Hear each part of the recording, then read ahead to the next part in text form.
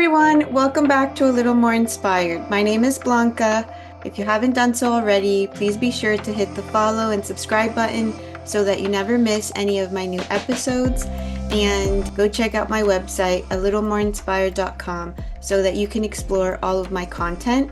I am very excited to be recording my first episode of the new year. I'm going to be combining two books that I think should go together because I really want to finish my series that I started last year, the book by St. Teresa of Avila, The Interior Castle. I'm going to be breaking down each one of the castles, but I thought that it was necessary for us to learn about one of the virtues that is going to help us through the interior castle and what is the key to opening the door to our soul. That is the virtue of humility. All of last year, I was personally learning a lot about humility because a lot of the spiritual books that I'm reading all reference the virtue of humility, and they all talk about how the way to enter your interior world, to be connected to God, is through humility. And the ways that you progress in the interior castle is through the virtue of humility and not losing your humility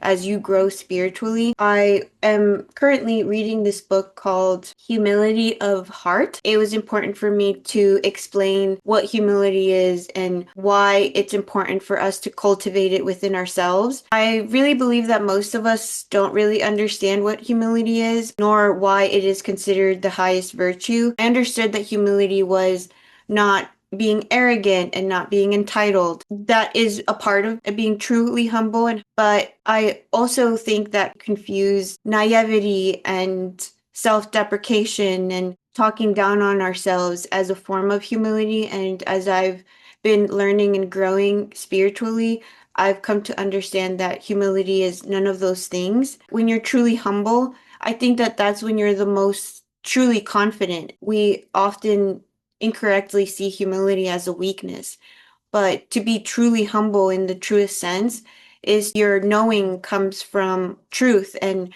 how God sees you and seeing yourself fully and genuinely. Humility is the foundation of all the other virtues and graces God gives us. Without it, we cannot grow in any lasting or substantial way. If you can understand this fully, then you can fully understand what a lot of these spiritual teachers are talking about. So in this series, I want to explore humility as the virtue that allows the soul to see clearly, love rightly, and remain open to God's guidance. Also be exploring the opposing vice of humility, which is pride, what pride truly is, if we can understand how pride quietly enters through the ego, and how so many choices that lead to chaos and destruction begin from the seed of pride, then we can start to cultivate humility within us. This series is really inspired by my reading of The Heart of Humility by Reverend Father Cajetan de Bergamo. It is a spiritual classic, was originally written in Italian in the 1700s and was later translated into English in the early 1900s. It is a profound guide to understanding humility in the Christian spiritual tradition. I also really wanted to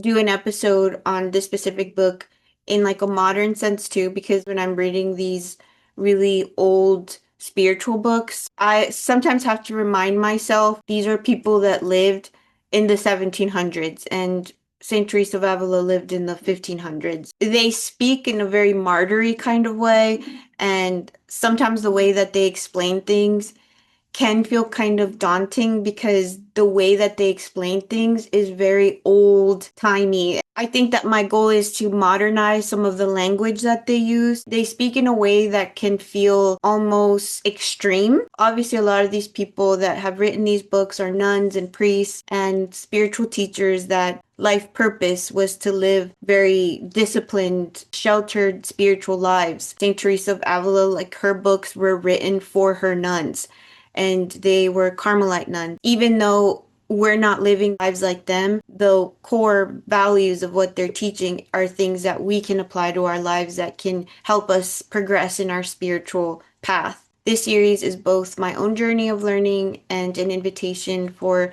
others to begin discovering the virtue that makes every other grace possible. So, what exactly is humility? It's definitely not groveling, self-deprecation, or low self-esteem. Rather, it's an accurate view of oneself and where one stands in relation to others, but especially where one stands in relationship to God and how difficult it is for a person to perform supernaturally good acts purely from a motive of love of God. From my understanding, naturally as human beings, our egos are is constantly trying to take control of our thoughts and it's constantly trying to lead us. Humility in the Christian spiritual sense means that without God's essence, without his spirit overflowing within us, even if you do good things, like maybe you're naturally come out of you, right? There's lots of people who are naturally kind, but to genuinely maintain those good virtues, you need God's essence to hold it for a long period of time because eventually your ego will start to make stories. When you are constantly connected to God, He's the one that truly helps you stay in His goodness and to continuously do things from a place of love. And humility, as the author points out, is diametrically opposed to the capital sin of pride and wars against the powerful inclination within all of us to lean towards our own pride. I think that I really didn't understand what pride really was, but pride sneak its way into our being in many subtle ways, and most of us are very prideful. Before we commit any choice that leads to chaos, destruction, disharmony, and conflict, we have to commit to the act of pride. We usually lie to ourselves that it is not a sin or that it's not that bad. Or we justify our actions with, we don't owe anyone anything, or our hands are washed clean kind of thing, or that the action is not as bad as we think it is. Thus, in lying, we relinquish humility because it purposely obscures the truth and is directly opposed to the virtue of humility, which sees the exact truth of things. Humility, in essence, is always seeing things for what they actually are and not for what we want them to be. Pride can take on many and very subtle forms, deceiving even the most intelligent, spiritually inclined individuals. Even the most noble minded and highly principled individuals can fall into. Even those dedicated to God's work can be ensnared by the seductiveness of pride. Where highly disciplined and enlightened people would perhaps never fall into other vices such as gluttony, loss, or avarice, or vainglory, they will often succumb to some subtle form of pride. And I actually was talking to someone recently who personally really see as like a very virtuous person, but they have like this constant need to be perfect in everything. They create a lot of like internal wars within themselves. And I was telling her the other day, perfectionism is a subtle form of pride. It is pride disguised as virtue. There's nothing wrong with to wanting to do things right, but when we start to take that perfection where we think that we have to control everything and we think that we know how everything should be and we don't leave room for God to take control, to understand that we don't know everything. I find that people with high intelligence or academics always really struggle with the concept of God. Those kinds of people have a really hard time being humble in that they don't know everything and that even though that certain knowledge comes easy to them, the knowledge of God is so expansive and it is so big that none of us could ever hold it in our minds because it is so grand. And when you understand that, then you can let go of control of things. I really learned that when I was learning about Socrates, is a philosopher from 500 BC, and he was like known as being the most intelligent man of his time. What I really like about Socrates is that he was so humble and he understood that even though he had a really big hunger for knowledge, he knew that he didn't know everything. And he knew that that was the best way to lead your life, continuously ask questions and to be curious. He understood that through that humility, you could genuinely be a good person and really hold these really deep virtues. I think that's something to ponder on. How are you prideful? And do you find that you think that you're being virtuous, but really it's a sort of pride that you have in trying to control the way things should be? As a spiritual person, even though I've had really big points of clarity, my clarity has shown me more that I don't know everything, and that even though I'm having these really big realizations, that doesn't mean that my path is better, more important than somebody who, hasn't started theirs or is just beginning. Humility is such a vast virtue that takes a lot of thinking about. And I hope that this episode really opens your mind to what humility truly is. I also wanted to talk about the difference between ignorance versus humility. Sometimes we confuse ignorance with humility because we associate humility with ignorance, naivety, passivity, and low self-worth. Humility comes from the Latin word humus, meaning ground or earth. To be humble is to be grounded in reality, to see yourself, others, and God truthfully. So ignorance or naivety is not grounded in truth. It's simply not knowing or not understanding. A person who is naive may appear gentle or simple, but that is not humility. It is simply underdeveloped understanding. When I was younger, I used to be so naive and lacked a lot of understanding. And I think that when you are a naive person and you're exposed to experiences that really hurt you or shape a part of your essence, you can either go in two directions. I think that you can either become very prideful and like close up certain parts of yourself, or you can become curious and want to develop an understanding of why you do the things that you do. Somebody who is trying to grow and be grounded in who they truly are needs to learn about themselves so that they know that they're making decisions out of true discernment and not out of ignorance. True humility is knowing your weaknesses, knowing your strengths, and placing both in right order before God. Ignorance usually avoids this. A humble person can say, I am limited here, but I am willing to learn and to grow. I am gifted here, but I know that that gift comes from God, and I know that He's given it to me for a reason. All that I have comes from God. It's just this true understanding that everything good that comes into your life is truly a gift from God. And just as He's willing to give you things and to see what you do with those gifts, He can also go silent on you, and not necessarily to punish you, but to kind of make you aware that He has been blessing you, but you haven't been necessarily paying attention. A naive person may underestimate themselves, overestimate others, or misunderstand reality altogether.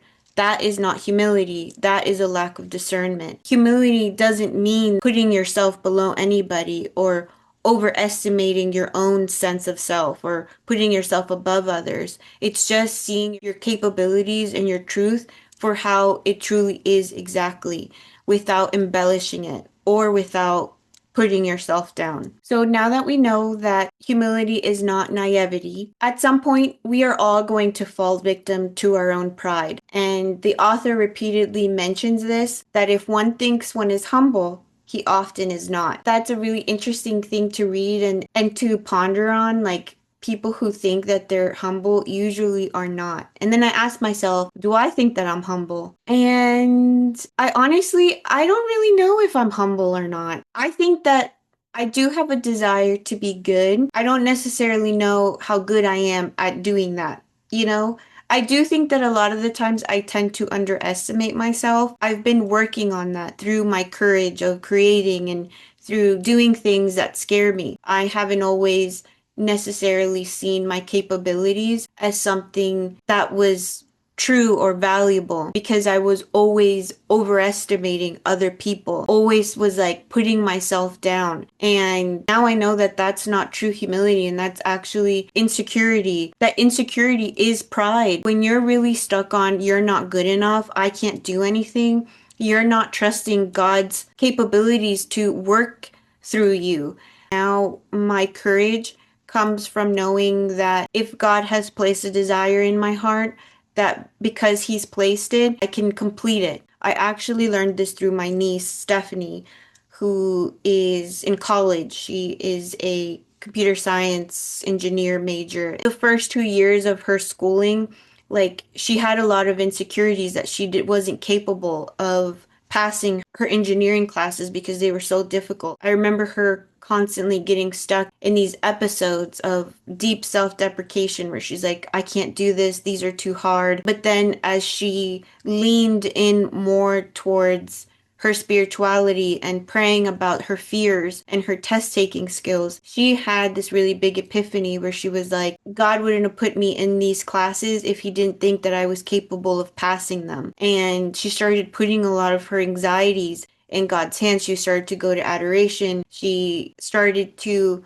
realize that her decision that she wasn't good at these classes, I'm not going to pass, was actually keeping her from doing well in her exams. I don't think that I'm mentally capable, but I know that with your power and with your spirit, that I can pass these classes because you will make me capable. She's in her third year now, and I've really seen like a change in her. That's really one of the reasons why I started to learn about humility, because I had never thought of pride in that way.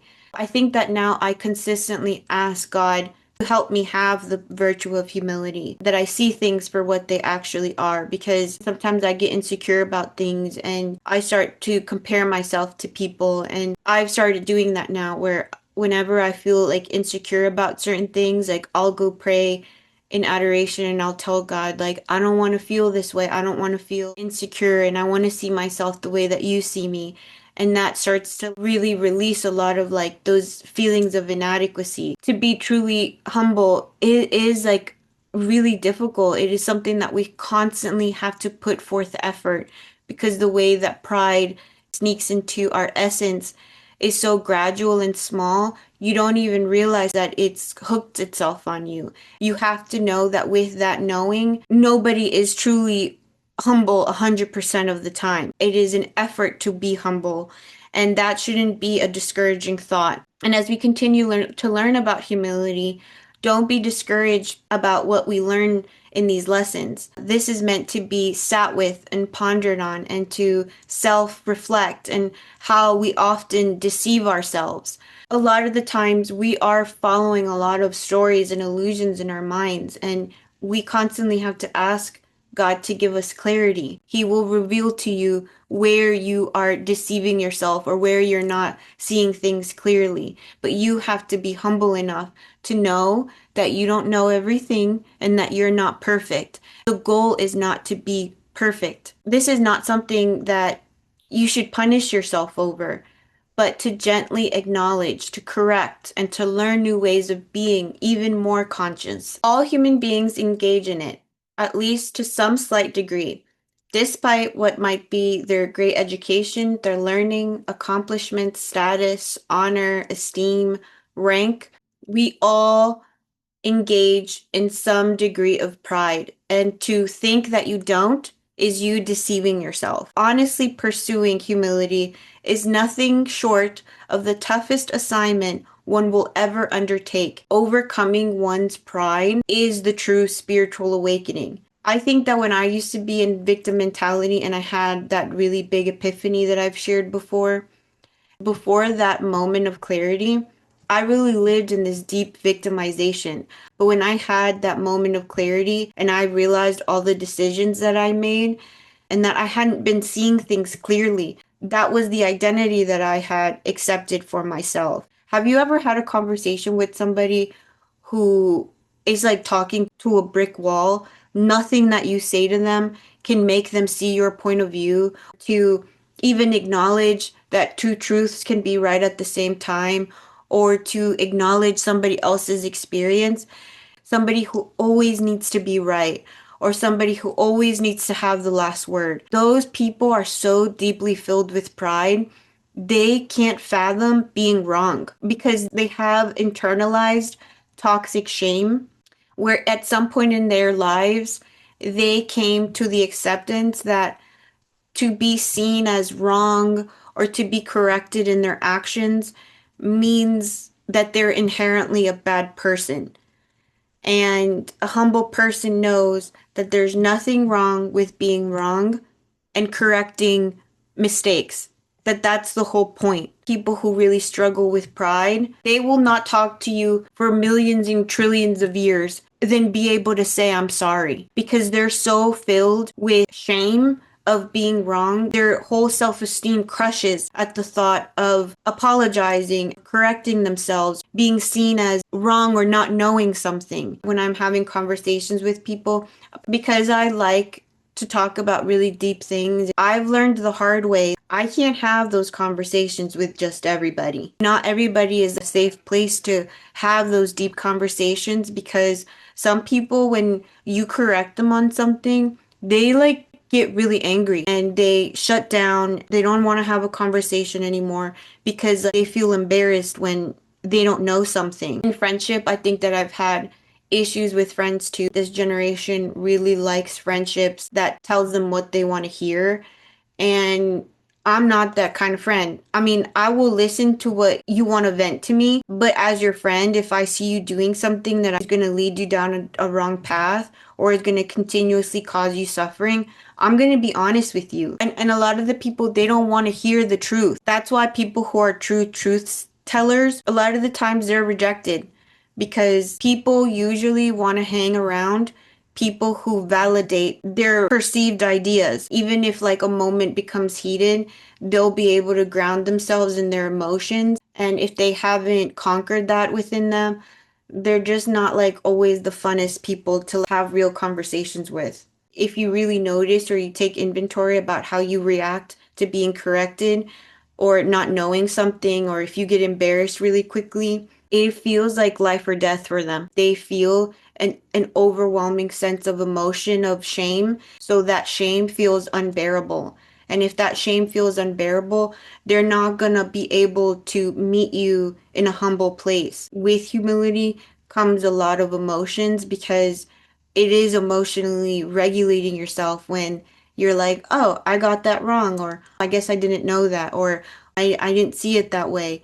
If you're one of those people who can manage your emotions, you're like, oh, that's not that big of a deal. It is a big deal for a lot of people. It's like a really, really, really big deal. And I think now with my age, I've just learned is that you have to be really careful with certain people. And that doesn't necessarily make them bad people. It just teaches you your limits with those people. So acquiring true humility and properly assessing the enormity of the importance of honestly pursuing humility is nothing short of the toughest assignment we will ever undertake. One of the main lessons that Jesus Christ came to teach us during his ministry was to teach us to be humble, to have the virtue of humility. He says, learn of me, for I am meek and humble of heart. This virtue alone is the key to serious spirituality. All of the books that I've read, all of the spiritual teachers that I'm learning from, all of them say that the key to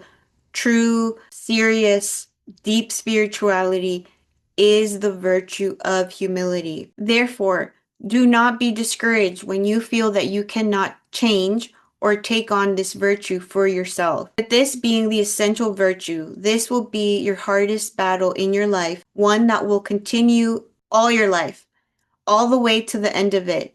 It is the struggle against the profound inherent flaw of human nature, our own pride.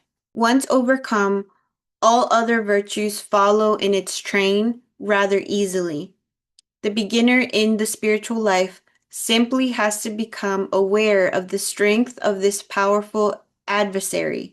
He is challenging in attempting to acquire humility, and that it is our own very corrupt, often miserable self, our nature at its deepest, most selfish level, inherited through our original sin. What I understood from this sentence is that there's a lot of things that are inside of me, a lot of hurts, a lot of insecurities. When I read often our miserable self, you have to take inventory of that part of you, that it's not all of you, but it is a part of you. There is a miserable person inside of you that scoffs at other people's happiness at times, that gets envious, that gets jealous, that wants to be seen as the best, that wants to be constantly validated. And we tend to cling to that. Let's say you've been really insecure about something, but then you get into a really good school and all of a sudden you think this thing that feeds your self-esteem, you cling to that title and you start to be mean to other people because all of a sudden you're getting a taste of power. We all have a miserable self inside of us, and we have to constantly keep that in check.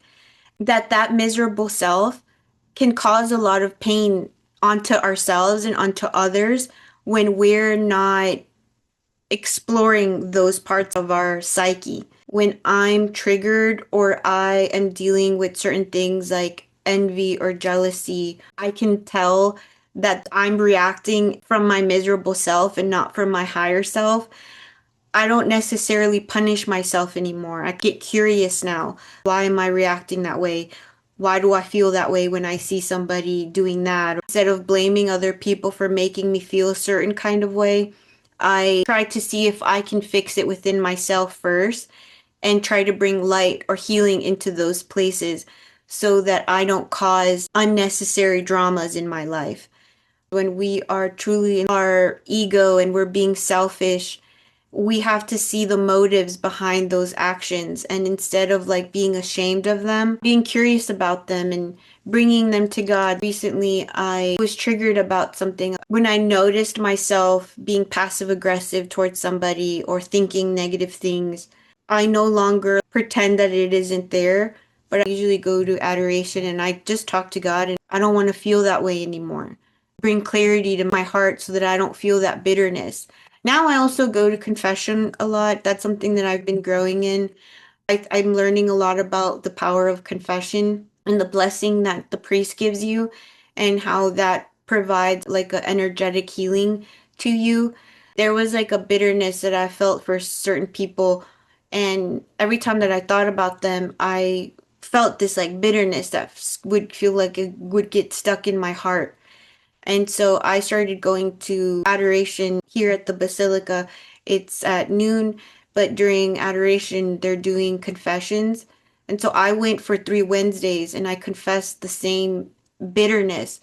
And I noticed that every time I would confess, and because I was genuinely trying to release the bitterness, by the third one, I saw the person that was making me feel that, and I didn't feel that anymore. Attaining humility, therefore, is the great battle of life, the one that will lead you to your greatest peace and to sanctity.